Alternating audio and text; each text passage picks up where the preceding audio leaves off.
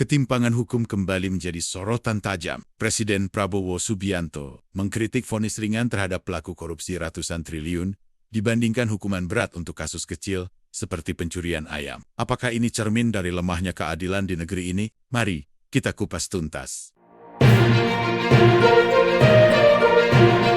Presiden RI Prabowo Subianto menyoroti ketimpangan hukuman dalam sistem peradilan Indonesia. Kritik ini ia sampaikan dalam Musyawarah Perencanaan Pembangunan Nasional atau Musrenbangnas RPJMN 2024-2029 di Gedung Bappenas di Jakarta. Prabowo merujuk pada vonis Harvey Muiz, terdakwa kasus korupsi timah, yang hanya dijatuhi hukuman 6,5 tahun penjara, jauh lebih ringan dibanding tuntutan jaksa 12 tahun. Kasus ini melibatkan kerugian negara hingga 300 triliun rupiah. Vonis ringan ini mendapat sorotan karena hakim berdalih menyesuaikan hukuman dengan peran terdakwa. Namun, Prabowo menilai ketimpangan ini berpotensi merusak kepercayaan publik terhadap sistem peradilan. Rakyat kita bukan rakyat yang bisa dibohongi terus. Kalau sudah jelas merugikan negara triliunan, hakim-hakim seharusnya menjatuhkan vonis yang lebih berat. Prabowo juga menyoroti perbedaan perlakuan terhadap pelaku pencurian kecil yang sering kali dihukum berat, bahkan menghadapi kekerasan,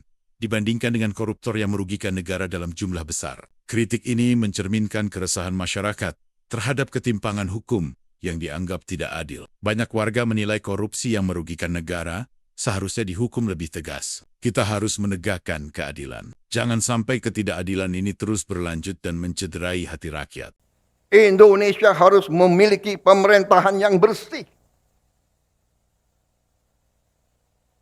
Saudara-saudara, berkali-kali di setiap kesempatan saya bicara, kita harus hentikan kebocoran. Terutama juga hakim-hakim yang vonisnya jangan terlalu ringan lah.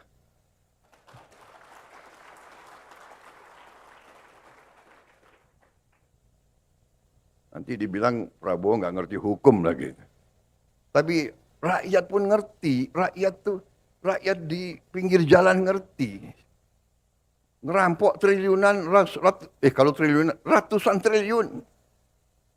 Vonisnya sekian tahun.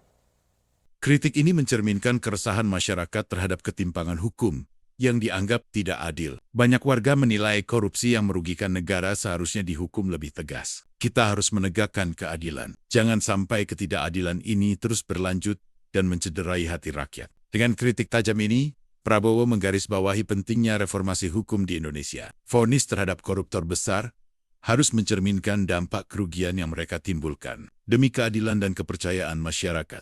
Ketimpangan hukum ini menjadi pengingat bahwa reformasi sistem peradilan adalah hal yang mendesak. Rakyat Indonesia menginginkan keadilan yang sejati. Apakah perubahan besar akan terjadi di era ini? Kita tunggu langkah nyata berikutnya. Terima kasih telah menonton. Jangan lupa untuk like, share, dan subscribe untuk terus mendapatkan informasi penting lainnya. Sampai jumpa di video berikutnya.